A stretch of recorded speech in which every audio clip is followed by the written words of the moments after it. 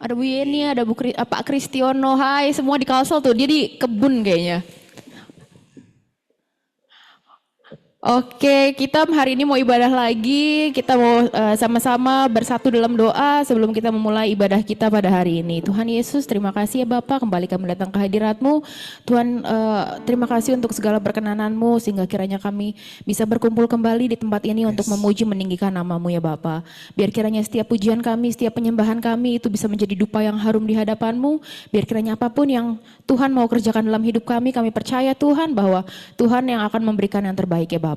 Terima kasih Tuhan Yesus, dalam nama Tuhan Yesus kami telah berdoa mengucap syukur. Haleluya. Amin. Amin. Hai semuanya, kasih salam dulu dong ke kanan kirinya. Ini kayaknya aku baru pertama kali ngeliat nih, dari mana ini? Oh oke, Bang Sulut. Hai, ini baru pertama kali kayaknya aku baru tahu soalnya. Hai, puji Tuhan ada teman-teman baru. Oke, kita mau sama-sama bangkit berdiri, kita mau kasih pujian buat Tuhan kita, kecaplah dan lihatlah.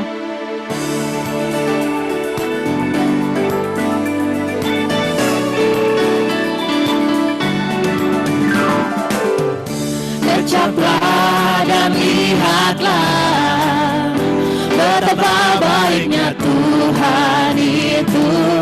Rasakan dan nikmati kasih setia Tuhan.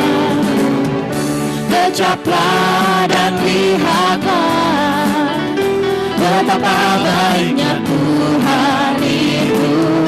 Rasakan dan nikmati kasih setia Tuhan.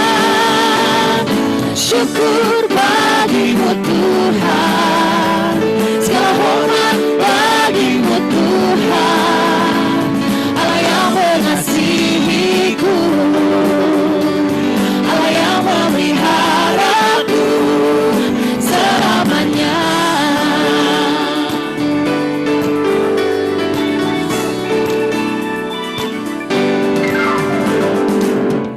Kecaplah dan lihatlah betapa baiknya Tuhan itu. Rasakan dan nikmati kasih setia Tuhan. Syukur bagimu Tuhan, segala hormat bagimu Tuhan, Allah yang mengasihiku, Allah yang memeliharaku.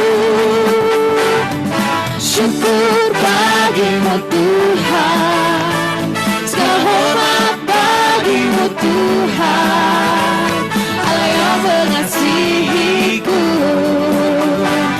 Allah yang memeliharaku selamanya. Selamanya. Selamanya. Teman-teman boleh duduk kembali. Teman-teman, puji Tuhan, kita hidup, kita bersyukur banget bahwa Tuhan sudah memberikan banyak berkat buat kita seminggu ke seminggu, bahwa banyak kita punya pergumulan, kita selalu diberkati, dilewati lagi, dan diberikan kemenangan oleh Tuhan. Oleh karena itu kita sama-sama merasa bahwa kita adalah pemenang, kita selalu diberikan kemenangan buat Tuhan. Kita sama-sama naikkan pujian lebih dari pemenang bersama-sama. Yuk sama-sama tepuk tangan semuanya.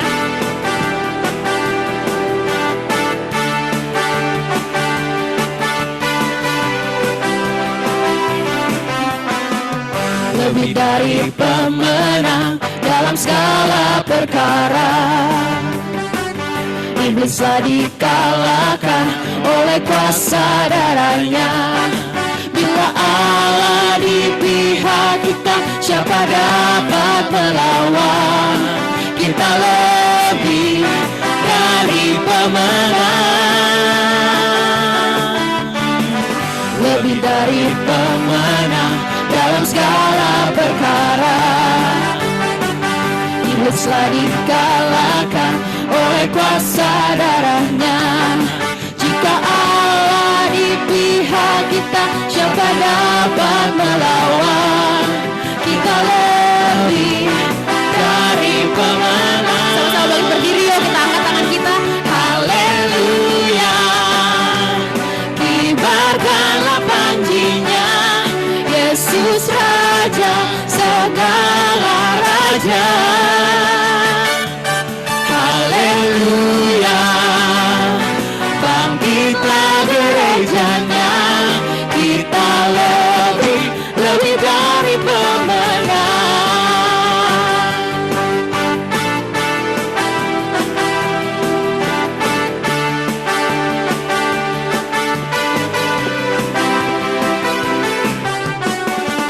lebih dari pemenang dalam segala perkara.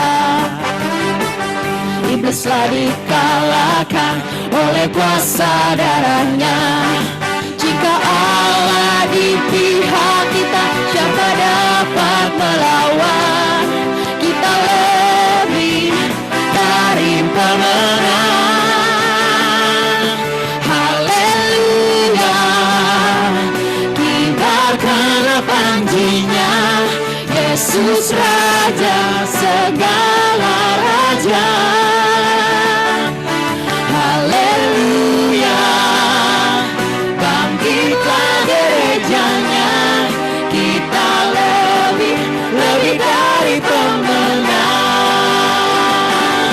Haleluya, kibarkanlah panjinya, Yesus Raja segala raja. Haleluya, bangkitlah gerejanya, kita lebih dari pemenang. Kita lebih dari pemenang.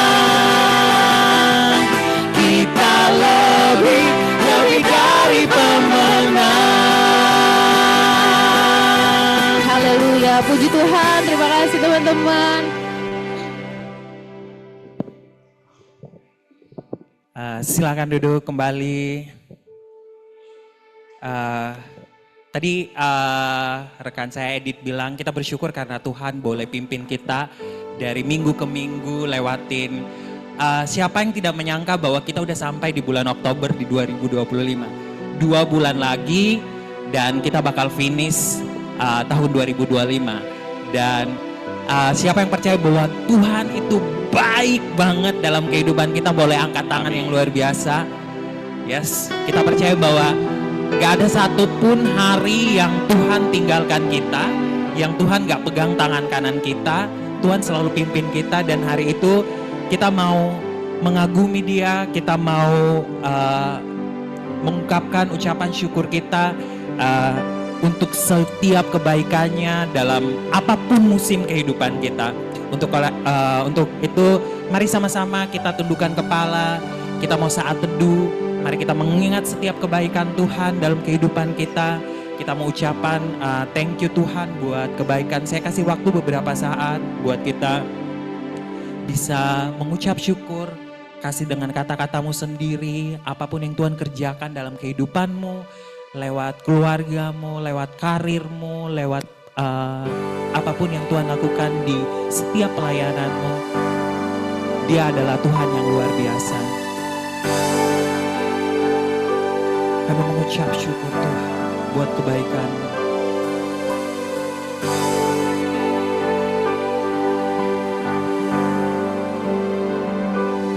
Kau sungguh indah tiada taranya, sungguh menakjubkan, sungguh ajaib tuh dimengerti, lebih dari semua yang ada. Hikmat-Mu tiada terselami, kasih-Mu dalam tak terduga. Kau sungguh indah tiada taranya, mulia dan berkuasa. Kami kagum, ku kagum, hormat akan Engkau. Ku kagum, hormat akan Engkau. Kau Allah yang layak dipuji. Ku kagum akan Engkau. Mari sama-sama saya jemput kita bangkit berdiri. Kita nyanyi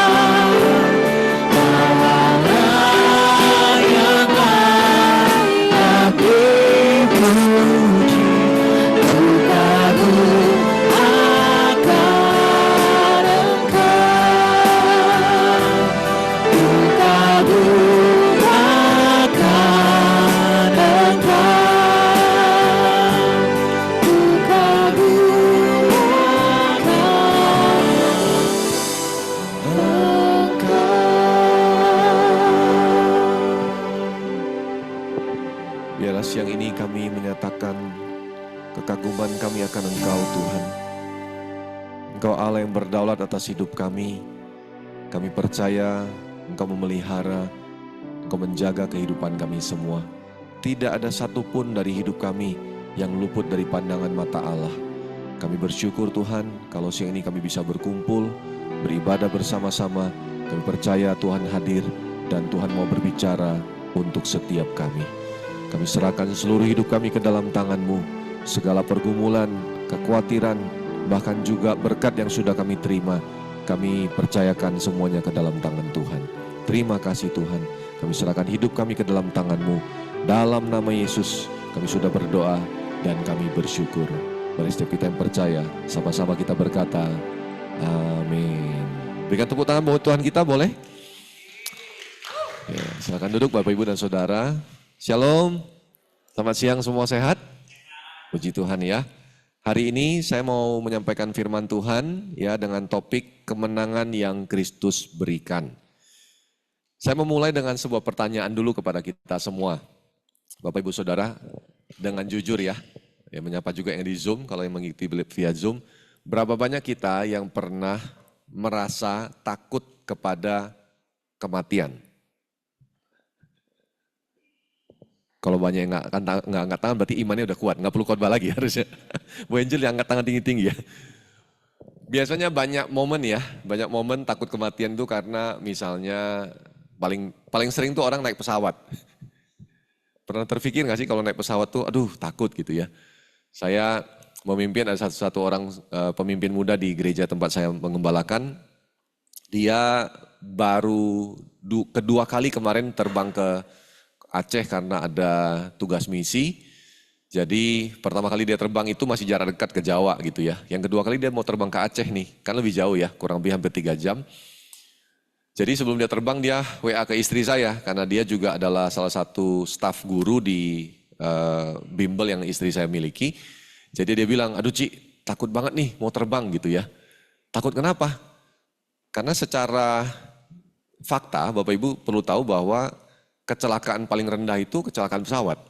Yang paling banyak itu justru kecelakaan mobil, jelas yang di darat ya. Jadi ya kita menguatkan dia lah, jangan takut gitu ya. Tapi memang kematian itu sebetulnya merupakan sebuah misteri yang sampai hari ini manusia tidak bisa solve. Karena kalau bisa solve berarti mereka sudah jadi Tuhan ya. Tidak bisa cari jalan keluarnya, sehingga wajar saja kalau masih ada ketakutan. Bahkan di dunia ini Bapak Ibu pernah mendengar cerita nggak tentang seorang kaisar pertama China, ya Tionghoa di zaman itu, Tiongkok, yang bernama Qin Shi Huang. Dia terkenal karena hari ini ada monumen bersejarah yang ditinggalkan oleh beliau, namanya patung terakota, yang kalau ke satu kota di China itu ada satu bangunan tempat yang khusus, ada pasukan terakota berdiri panjang sekali itu, nah itu monumen bersejarah yang dia tinggalkan. Tapi raja ini sebenarnya terkenal karena meninggal di usia muda, masih 47 tahun kalau saya tidak salah. Dan meninggalnya itu tragis sekali. Dia keracunan merkuri dalam taraf yang sangat tinggi sekali, yang nggak wajar karena dia berusaha mencari cara untuk hidup abadi. Makanya di saat dia mencari cara untuk hidup abadi, dia menemukan banyak dukun-dukun di masa itu, banyak tabib-tabib yang jago-jago dikumpulkan, suruh meramu sesuatu yang bisa membuat dia awet muda. Nah dia mencobanya langsung sendiri. Akibatnya dalam taraf tertentu karena mereka mencampurnya dengan merkuri, akhirnya dia meninggal karena keracunan merkuri. Tragis sekali ya. Nah hari ini kita mau lihat sama-sama, kalau kematian itu ada, bagaimana kita menyikapinya sebagai orang Kristen. Bagaimana kita melihat kemenangan yang Yesus berikan itu, kita mungkin tahu. Karena setiap kali Paskah diceritakan kan, Yesus bangkit, dia menang atas maut, dia memberikan kemenangan itu untuk kita. Kita tahu kemenangan itu Tuhan berikan untuk kita. Tapi kemenangan yang seperti apa? Dan bagaimana cara kita menghidupi kemenangan yang Tuhan berikan itu? Nah, saya mengambil perikop 1 Korintus 15 ayat 55 sampai 58 kalau bisa ditayangkan. Saya akan bacakan buat Bapak Ibu, kalau ada di depan mungkin mari kita baca bersama ya. 1, 2, 3. Hai maut, di manakah kemenanganmu? Hai maut, di manakah sengatmu? Lanjut. Sengat maut ialah dosa dan kuasa dosa ialah hukum Taurat. Tetapi syukur kepada Allah yang telah memberikan kepada kita kemenangan oleh Tuhan Yesus Kristus, Tuhan kita. Karena itu, saudara-saudaraku yang kekasih, berdirilah teguh, jangan goyah, dan giatlah selalu dalam pekerjaan Tuhan, sebab kamu tahu bahwa dalam persekutuan dengan Tuhan, jeripayahmu tidak sia-sia. Hari ini saya ingin membagikan dalam sebuah kerangka berpikirnya seperti ini, bahwa kemenangan yang sudah Kristus berikan untuk kita, itu akan mengubah cara kita menjalani kehidupan. Kalau cara kita menjalani kehidupan sebagai orang Kristen masih sama dengan orang-orang belum percaya, ada sebuah tanda tanya, apakah kita benar-benar memahami apa yang sudah Kristus lakukan bagi hidup kita? Karena kalau kita paham, harusnya kemenangan yang Tuhan berikan itu mengubah cara kita hidup. Bahkan bukan lagi dengan ketakutan, kita hidup dengan penuh keteguhan, bahkan dengan rajin untuk kita melayani Tuhan. Nah, yang pertama, saya mau membahas dulu 2 ayat yang bagian pertama. Mungkin boleh ditayangkan 2 ayat pertama itu, 55 sama 56. Dia berkata, hai maut di manakah kemenanganmu, hai maut di manakah sengatmu, sengat maut ialah dosa dan kuasa dosa ialah hukum Taurat. Saya mencoba merenungkan tentang kata sengat. Kalau Bapak Ibu tahu kata sengat itu sebetulnya dipakai untuk hewan yang di ekornya tuh ada, itulah sengat ya, lebah biasanya gitu ya, terus tawon ya sejenisnya. Tapi saya mungkin agak sedikit keluar dari konteks kata sengat, tapi saya ingat ada satu cerita waktu saya masih kecil, waktu saya masih usia kurang lebih SD kelas 5, kelas 6 lah gitu ya. Saya sering main ke rumah paman saya, ya jadi saya punya, mama saya punya kakak, punya suami, ya saya sering main ke rumah mereka karena anaknya adalah seumuran dengan saya, sepupu saya ini teman main saya gitu. Satu hari saya ke rumahnya dia, kemudian dia panggil saya, dia bilang, Win sini Win gitu. Saya datang ke dia, terus bilang, kamu mau lihat sesuatu enggak? Apa? Dia buka, ada kotak kecil, dia buka. Sepat dia buka. Bapak Ibu tahu ada apa di dalamnya? Kelabang. Kelabangnya kelabang rumah, bukan kelabang gunung yang besar sekali ya. Kelabang rumah itu, tapi sekecil-kecilnya kelabang rumah, saudara juga takut kan? Ketemu kelabang mana ada sih? Ih kelabang lucu banget, kan nggak ada yang begitu ya. Pasti kita injek atau kita bunuh atau paling nggak kita kejar supaya dia, atau kita usir supaya lari gitu. Nah sama dia, dibuka kotaknya kan kelabangnya langsung keluar loh. Terus dia langsung pegang, jalan di tangannya. Saya bilang, paman, kok dimainin? Saya bilang, nanti digigit. Dia bilang, enggak, jangan takut, ini enggak gigit. Saya bilang, enggak mungkin lah, mana ada kelabang enggak gigit. Saya bilang gitu. Dia bilang, enggak, ini sudah paman putusin taringnya. Oh, emang bisa? Dia bilang bisa. Nah, saya baru ngerti, ternyata sekarang udah gampang ya, cari Google udah ketahuan ya. Jadi taring kelabang itu saudara itu ada di kaki paling depannya itu taringnya. Kalau bisa diputusin, asal jangan dicabut ya. Lama-lama mati dia, diputusin, dipletek, udah gak bisa gigit dia. Jadi dimainin sama paman saya di tangannya.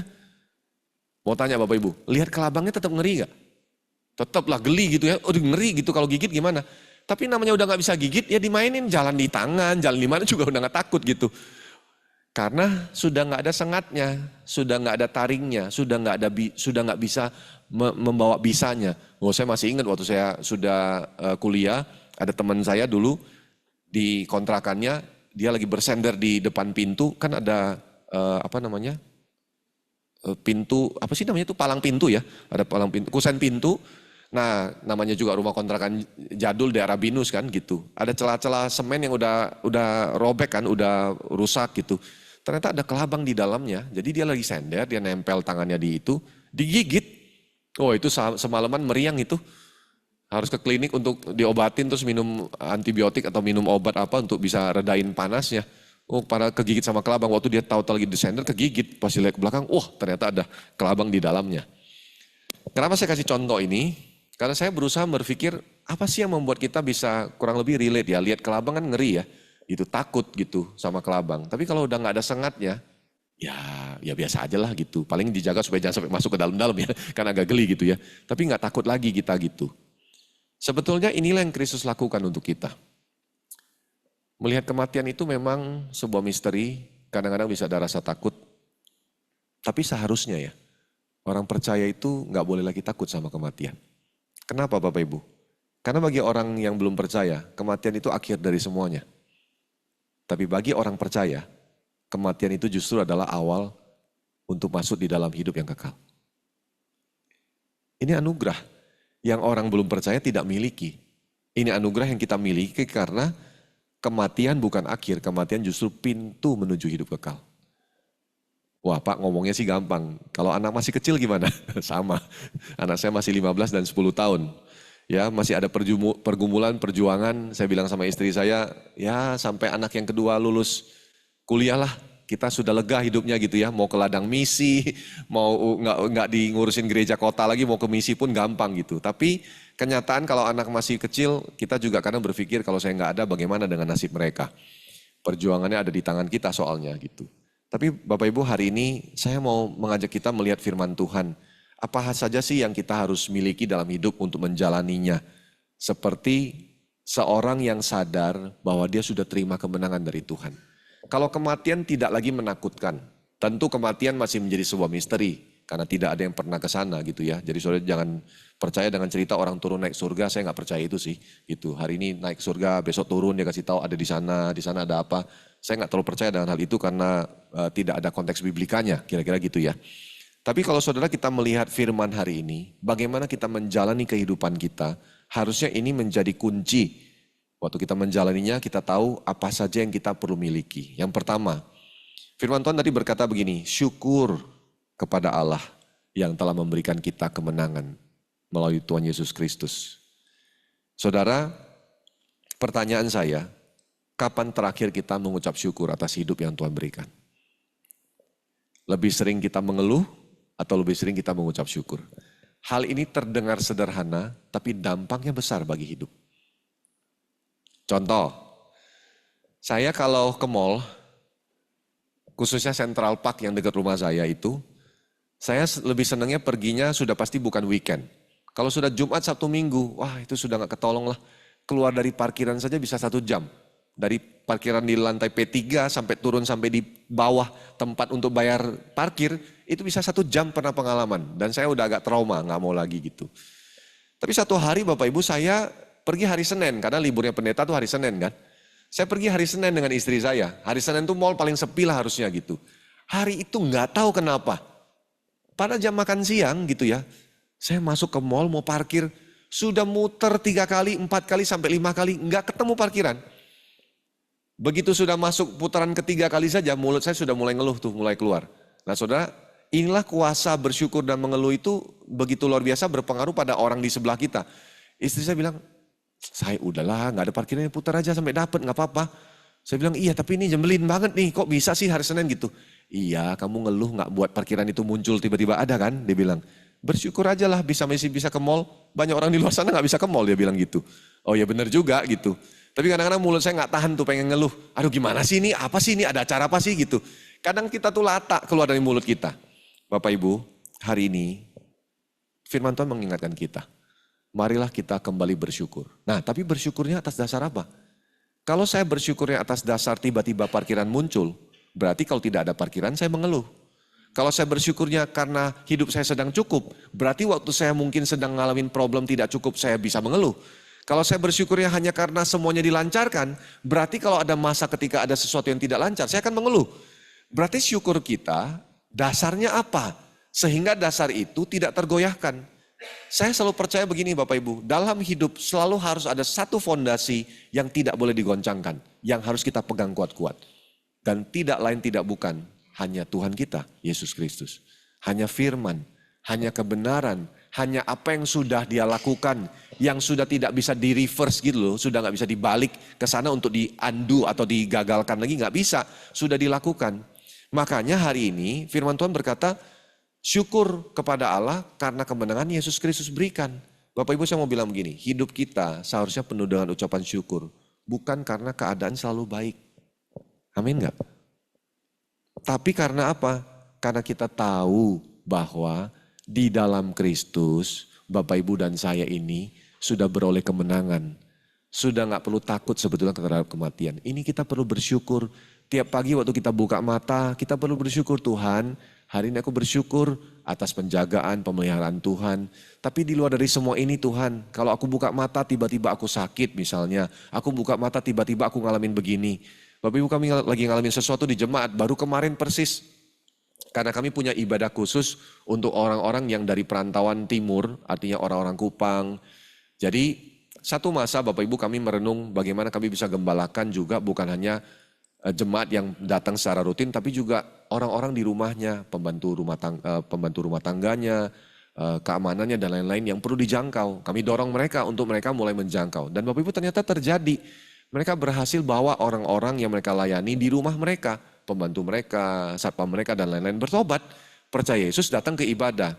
Nah, satu masa kami lihat ini orang-orang yang tadinya adalah pembantu rumah tangga dan juga keamanan dan lain-lain yang mulai ikut ibadah, kurang nyaman mereka. Kadang-kadang mereka sungkan, mereka nggak mau ibadah karena ada bosnya di dalam ruangan yang sama. Jadi Bapak Ibu bayangin ya, ibadah sama bosnya kan nggak enak gitu, merekanya nggak enak gitu. Akhirnya kami pikirkan cara, kami sepakat, kami mau buatlah satu ibadah khusus untuk mereka. Dan terjadilah ibadah itu. Dan ini growingnya luar biasa. Pertama cuma 20-30 orang, sekarang sudah hampir 100. Dan kami punya pelayanan di daerah Bojong khusus untuk orang-orang Kupang dan lain-lain. Nah, kami sudah ada misi ke sana dan bayangkan Bapak Ibu mereka perlu dilayani. Kenapa? Anak-anak mereka kan ikut di sekolah minggu ya, gitu ya. Saya komitmen sepanjang tahun lalu itu saya ngajar di sekolah minggu juga. Nah, salah satu kelasnya mereka anak-anak ini waktu itu lagi belajar tentang nabi-nabi dalam perjanjian lama. Saya tanya sama mereka, adik-adik siapa yang tahu siapa saja nabi-nabi di perjanjian lama? Saudara tahu mereka angkat tangan? Terus mereka bilang salah satunya jawab gini, ngerti maksud saya ya? Saya langsung kaget, kok Nabi Muhammad? Itu kan nabinya orang Islam. Saya bilang, oh bukan, saya bilang itu nabinya orang Islam gitu. Sehingga kami punya hati lah layani mereka. Baru kemarin persis, tiba-tiba saja kami dapat berita, ada satu orang tua, ibu-ibu, meninggal mendadak. Nggak tahu sakitnya apa, tidak ada gejala sakit apapun, meninggal mendadak. Anaknya masih umur 3 bulan. Tidak punya suami. Karena mereka banyak sekali yang tahu-tahu hamil, nggak jelas suaminya siapa, ya udah kami layani.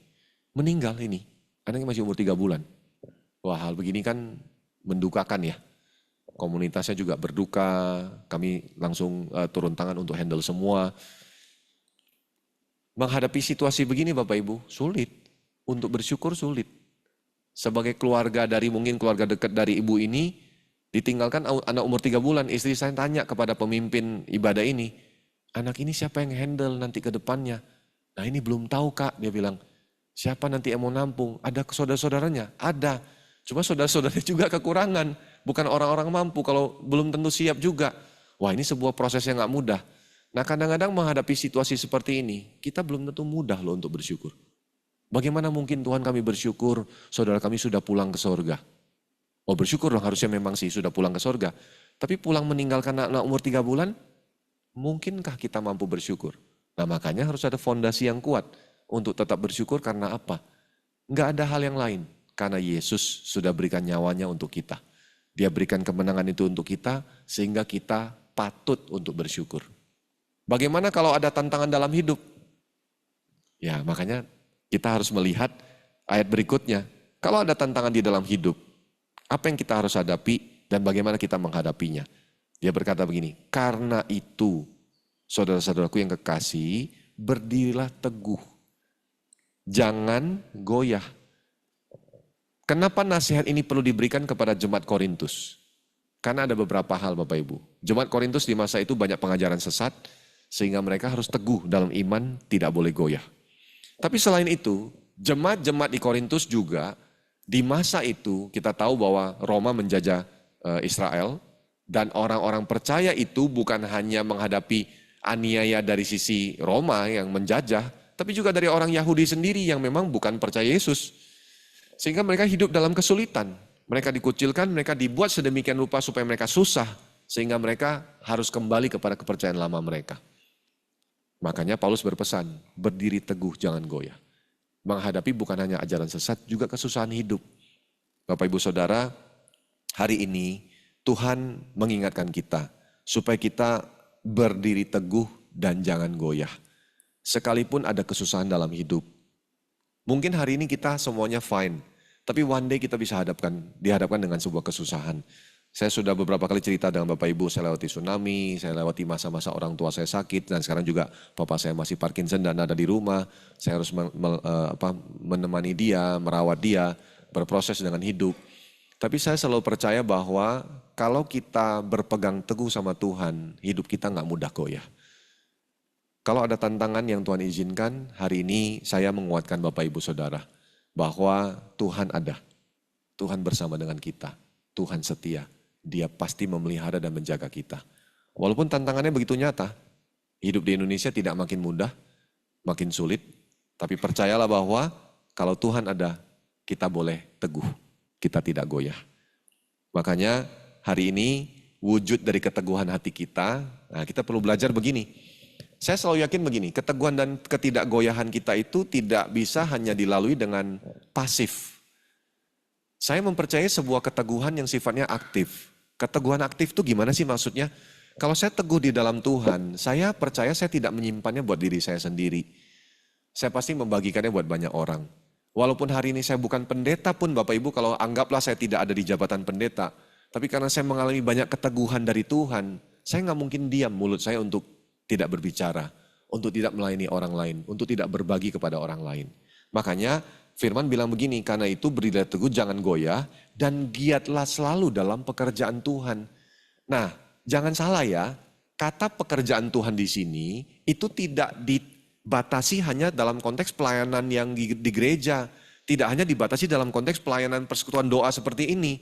Pekerjaan Tuhan itu makna aslinya dalam bahasa aslinya, bahasa Yunaninya, itu bermakna begini. Segala sesuatu yang kamu lakukan itu seharusnya itu didedikasikannya untuk Tuhan. Kalau Bapak Ibu hari ini bekerja di kantor ini, semua yang Bapak Ibu lakukan itu adalah pekerjaan Tuhan. Pekerjaan yang harusnya engkau dedikasikan untuk Tuhan. Nah kalau mindsetnya, pola pikirnya seperti ini, kita tidak mungkin menyia-nyiakan sebuah tanggung jawab yang Tuhan berikan sebetulnya. Makanya kan Firman berkata kan tidak ada pemerintahan yang tidak datang dari Tuhan. Artinya pemerintahan, atasanmu di dalam pekerjaan itu semua datangnya dari Tuhan. Mereka diizinkan ada untuk memberikan engkau tanggung jawab dan juga memproses hidupmu. Walaupun kadang-kadang katanya ada atasan yang bengis, kan ada firman Tuhan ngomong gitu kan, pemimpinmu bengis pun kamu harus belajar tunduk dan taat sama dia.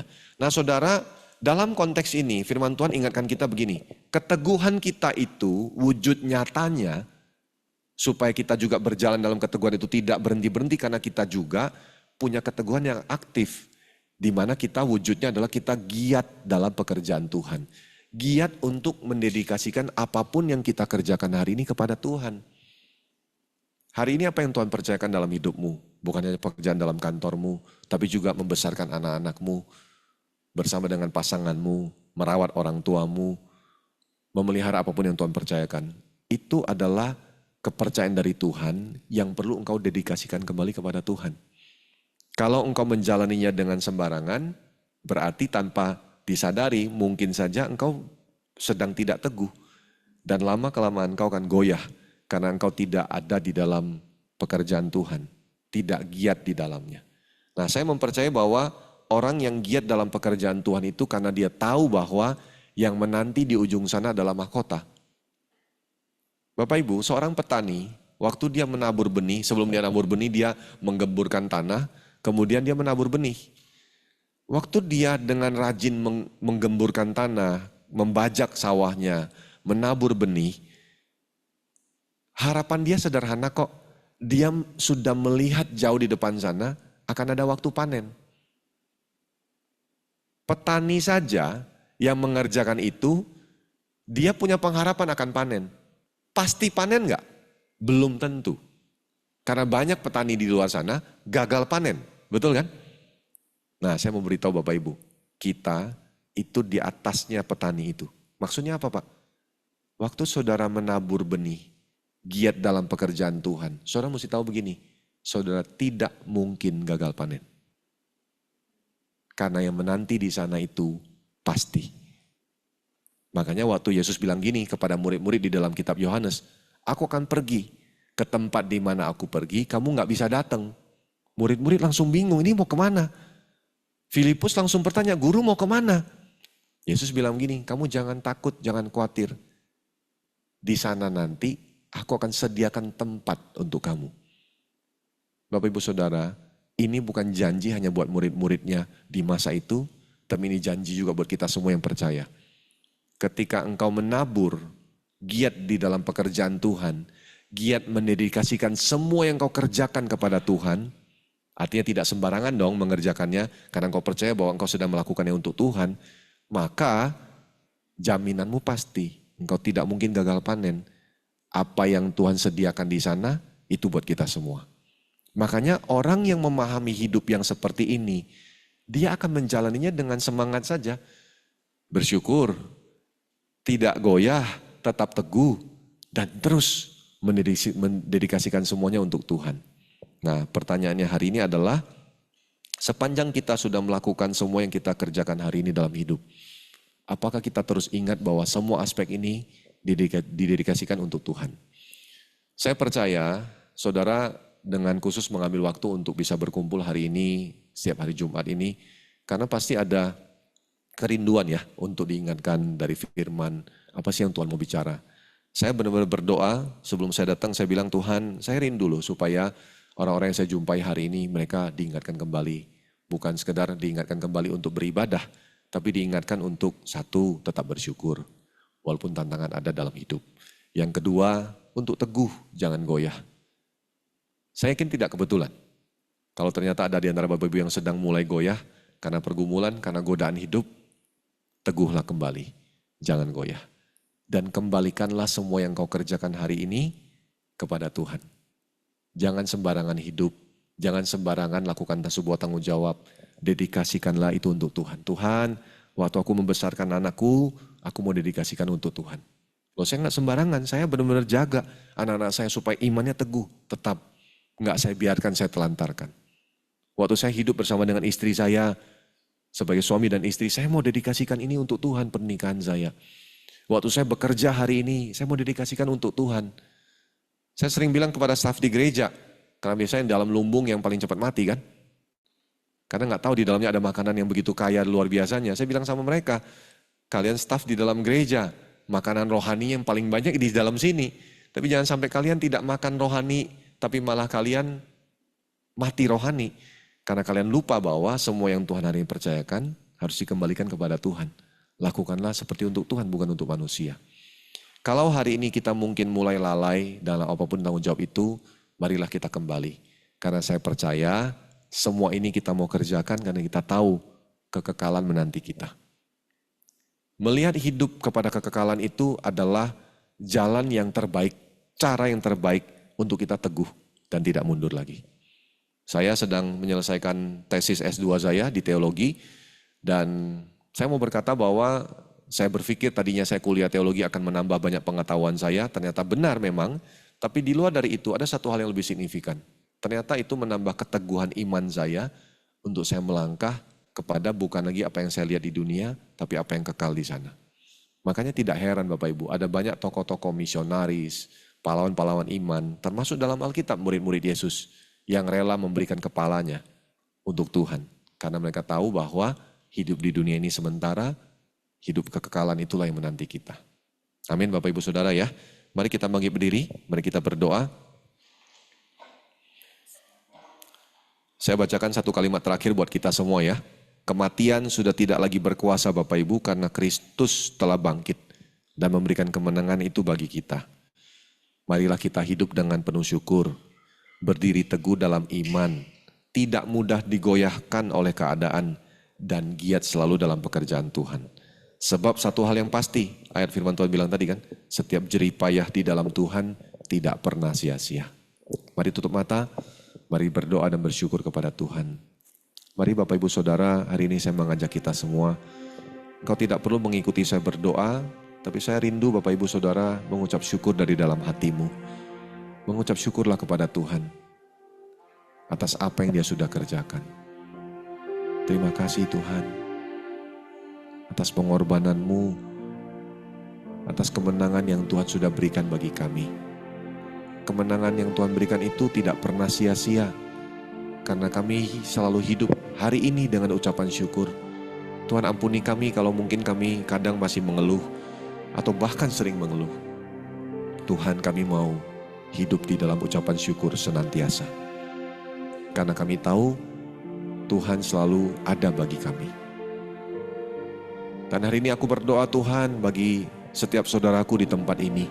Tuhan, aku berdoa, kalau ada di antara mereka yang sedang bergumul, sedang menghadapi tantangan, ada masalah dalam kehidupan yang belum ada jalan keluarnya, Tuhan, hari ini aku berdoa menguatkan setiap mereka, supaya mereka teguh, mereka tidak goyah, karena mereka tahu Tuhanlah yang menjanjikan yang terbaik, Tuhan yang akan memelihara, Tuhan yang akan menyediakan.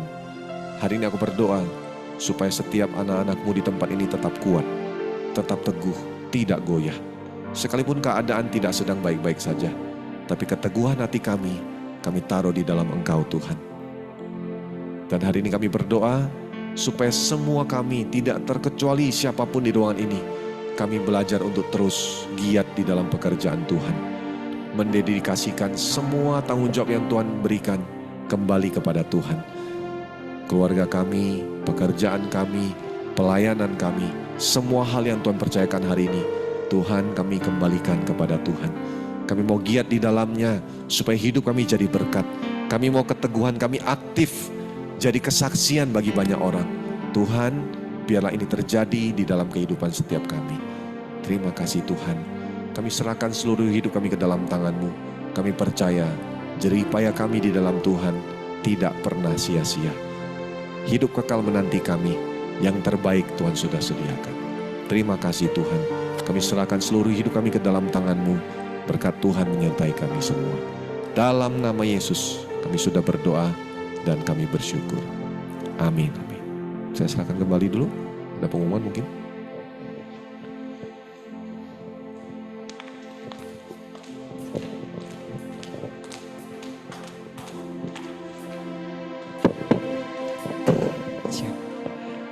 Terima kasih kepada Bapak Pendeta yang sudah menyampaikan firman Tuhan hari ini. Kasih tahu di orang samping kiri kanannya, bersyukur, tetap teguh, dan selalu giat. Oke. Untuk minggu depan kita tetap ada ibadah di tempat ini. Jamnya seperti yang sama. Senggol orang di kiri kanannya datang lagi minggu depan. Ya, jadi yang akan layani adalah Bapak Pendeta Hendy Gunawan. Kemudian persembahan bisa ada kotak persembahan di belakang atau bisa juga ditransfer ke rekening yang tertera di depan. Kita mengucap syukur. Setelah ini kita akan ada doa syafaat. Dan sebelumnya itu mari kita sama-sama bangkit berdiri. Kita mau nyanyikan satu lagu.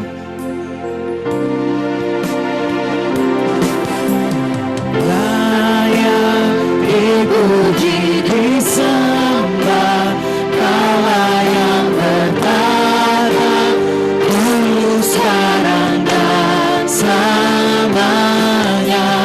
Raja atas segala raja, nama-Mu besar bermulia. Sekali lagi.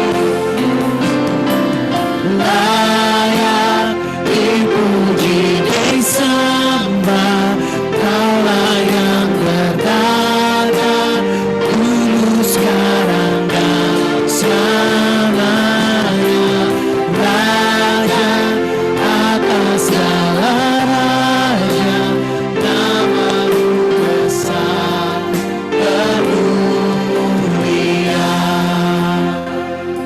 Mari kita berdoa syafaat bersama-sama. Hari ini kami seluruh jemaat-Mu bersepakat Tuhan. Kami berdoa dari PT Raja Wali Group. Tuhan berikan beliau kesehatan, hikmat untuk memimpin seluruh perusahaan yang ada. Kami percaya Tuhan, Engkau akan menuntun dan memimpin dia. Sehingga dia akan membangun bisnis yang takut akan Tuhan. Menjadi berkat untuk lebih banyak orang. Bisa mempekerjakan lebih banyak orang lagi jadi berkat untuk bangsa ini. Kami percaya Tuhan untuk perusahaan ini, untuk semua pemimpinnya, manajemen yang ada, seluruh staf yang ada, Tuhan yang berkati, Tuhan yang sertai. Biarlah apapun yang dikerjakan boleh berhasil, boleh jadi berkat. Sekalipun ada pergumulan, ada tantangan, kami berdoa supaya semua pribadi yang ada di dalam PT Raja Wali Group dan semua anak perusahaan tetap teguh dan tidak goyah. Kami juga berdoa Tuhan untuk semua jemaat yang hari ini hadir, yang mungkin tidak bekerja di dalam perusahaan ini. Tuhan, Kau berkati apapun yang kami kerjakan. Tuhan sertai apapun yang dilakukan supaya berhasil. Kami juga berdoa Tuhan untuk semua pemasaran proses yang ada, baik itu hotel maupun tower Tuhan yang ada. Tuhan kami berdoa supaya tempat ini boleh jadi berkat. Setiap orang yang menggunakan fasilitas gedung ini, mereka boleh sungguh-sungguh merasakan ada takut akan Tuhan di dalam kehidupan mereka. Kami serahkan juga persekutuan doa hari ini ke dalam tangan-Mu. Kami mau bersepakat, biarlah kami membangun semua proses ini bukan karena rutinitas, tetapi karena kami tahu ada banyak pribadi-pribadi yang membutuhkan Tuhan, membutuhkan kebenaran yang perlu meneguhkan setiap orang. Tuhan, untuk mereka yang sakit, Tuhan Engkau yang memberikan kesembuhan.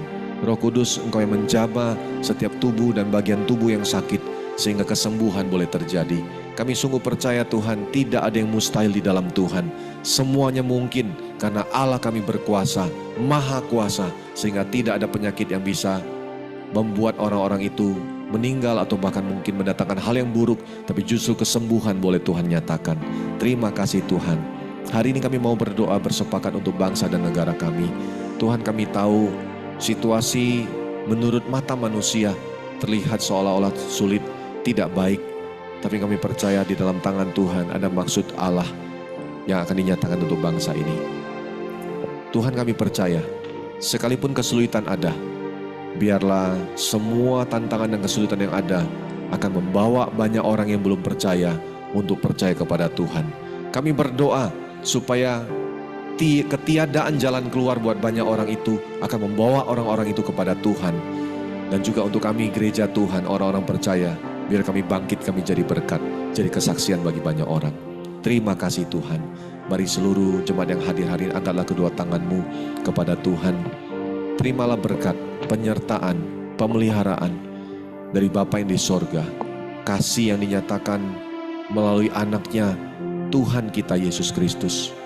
Bahkan penyertaan dari Tuhan kita Roh Kudus yang senantiasa akan memelihara, menjaga, menghibur seluruh kehidupan kita. Sehingga kita tidak goyah, kita terus bersyukur dan kita terus giat di dalam pekerjaan Tuhan. Terimalah berkat dan penyertaan ini di dalam nama Tuhan Yesus Kristus. Amin. Bapa, terima kasih.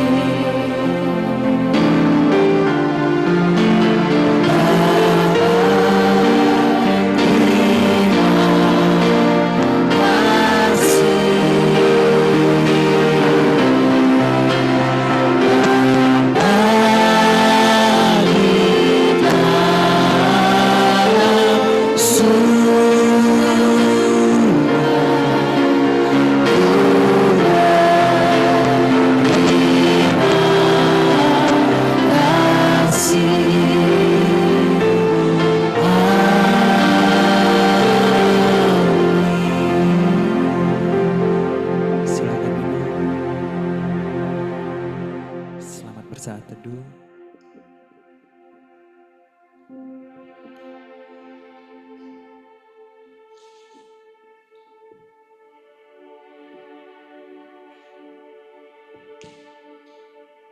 Ya, ibadah kita sudah selesai. Mari kita sama-sama ke depan, kita foto bersama dulu sebelum kita meninggalkan tempat ini. Bersama Yesus sepanjang perjalanan, takut Dia pegang tanganku. Bersama Yesus sepanjang perjalanan,